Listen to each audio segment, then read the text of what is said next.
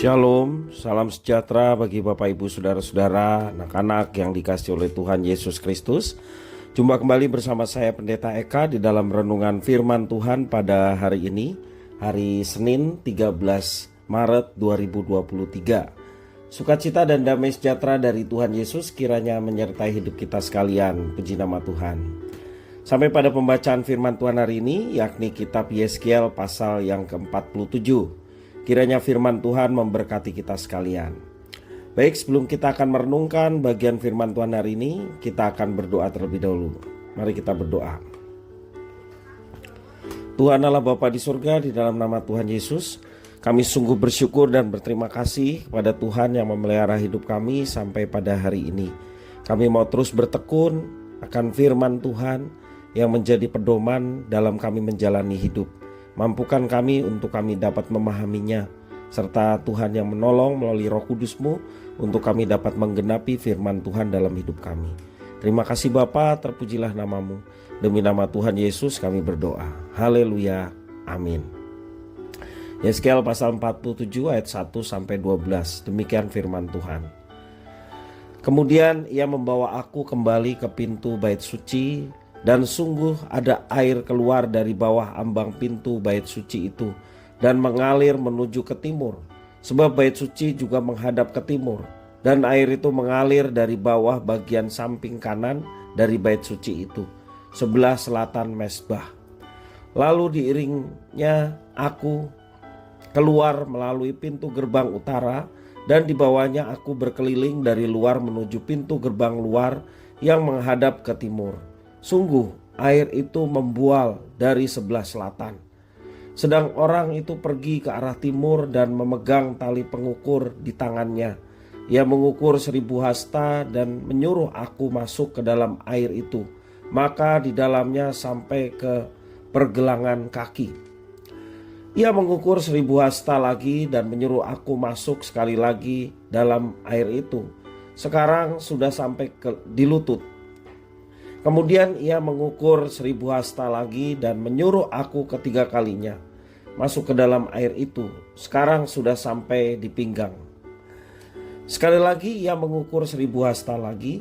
Sekarang air itu sudah menjadi sungai, di mana aku tidak dapat berjalan lagi, sebab air itu sudah meninggi sehingga orang dapat berenang. Suatu sungai yang tidak dapat diseberangi lagi. Lalu ia berkata kepadaku, "Sudahkah engkau lihat, hai anak manusia?" Kemudian ia membawa aku kembali menyusur tepi sungai. Dalam perjalanan pulang, sungguh sepanjang tepi sungai itu ada amat banyak pohon di sebelah sini dan sebelah sana. Ia berkata kepadaku, "Sungai ini mengalir menuju wilayah timur dan menurun ke Araba Yordan dan bermuara di Laut Asin. Air yang mengandung banyak garam, dan air itu menjadi tawar. Sehingga kemana saja sungai itu mengalir, segala makhluk hidup yang berkeriapan di sana akan hidup. Ikan-ikan akan menjadi sangat banyak, sebab di mana saja air itu sampai, air laut di situ menjadi tawar. Dan kemana saja sungai itu mengalir, semuanya di sana hidup. Maka penangkap-penangkap ikan penuh sepanjang tepinya, mulai dari En-Gedi sampai ke En-Eglaim. Daerah itu menjadi penjemuran pukat, dan di sungai itu ada berjenis-jenis ikan seperti ikan-ikan di laut besar, sangat banyak. Tetapi rawa-rawanya dan paya-payanya tidak menjadi tawar, itu menjadi tempat mengambil garam.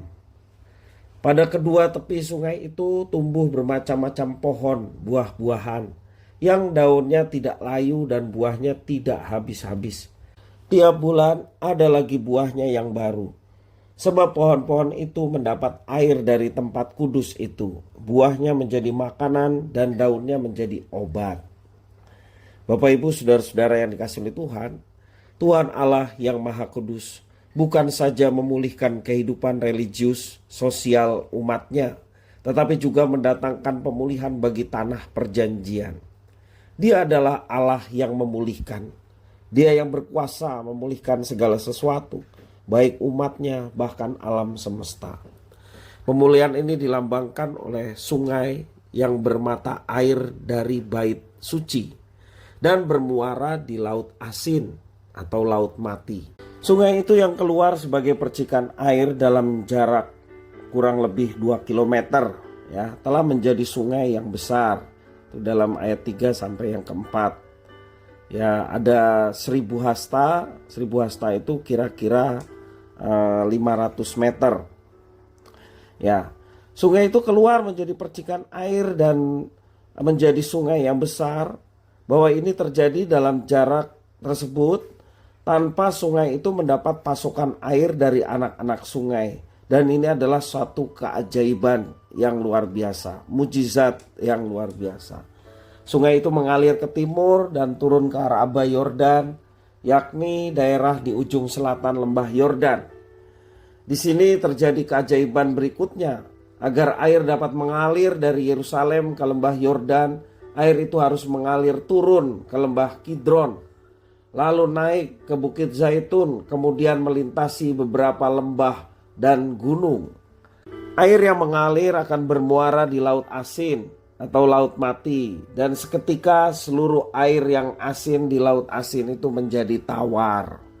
Dan peristiwa itu dimungkinkan terjadi karena kemahakuasaan dari Tuhan Allah.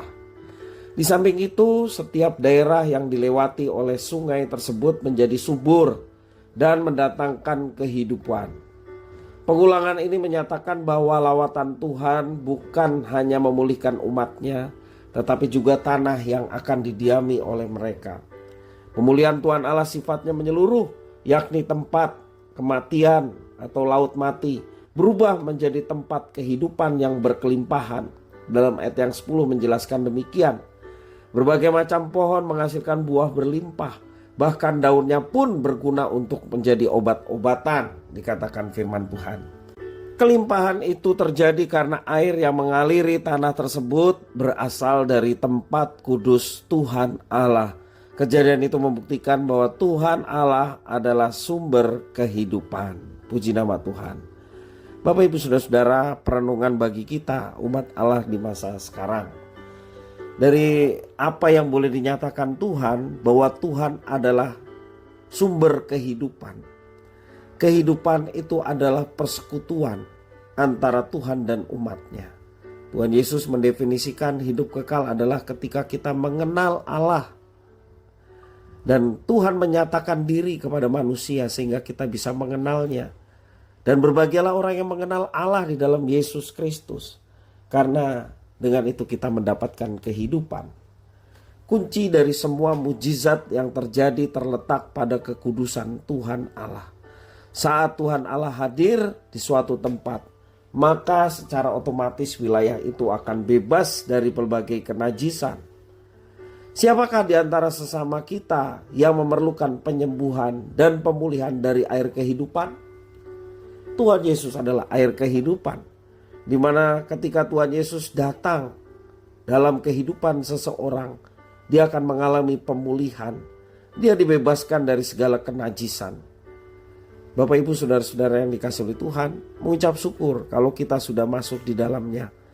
Karena itu, kalau kita dibersihkan dari segala kenajisan, oleh karena Roh Kudus yang mengingatkan hal itu, bersyukurlah dan tinggalkanlah segala kenajisan, sehingga kemuliaan Tuhan nampak dalam setiap kehidupan umatnya yang telah mengalami pemulihan. Bapak Ibu Saudara-saudara yang kasih oleh Tuhan, pemulihan itu hanya terjadi, hanya didapat di dalam Yesus Kristus. Dia adalah Allah yang Maha Kudus, yang berkenan hadir menjadi manusia. Dan ketika seseorang mempercaya dia dan membiarkan Roh Kudus menguasai hidupnya, maka pemulihan itu akan terjadi. Sekali lagi, di mana Tuhan hadir, disitulah pemulihan ada. Di mana Tuhan hadir, kita dibebaskan dari berbagai kenajisan yang membuat kita berkenan kepadanya.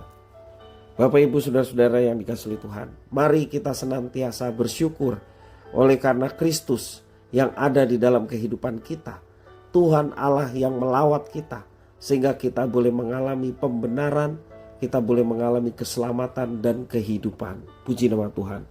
Kiranya firman Tuhan memberkati kita sekalian. Mari kita berdoa. Tuhan Bapa di surga, di dalam nama Tuhan Yesus, terima kasih atas firman Tuhan. Mampukan kami untuk menjadi pelaku-pelaku firman dalam hidup kami. Terpujilah namamu Bapa, demi nama Tuhan Yesus kami berdoa. Haleluya. Amin.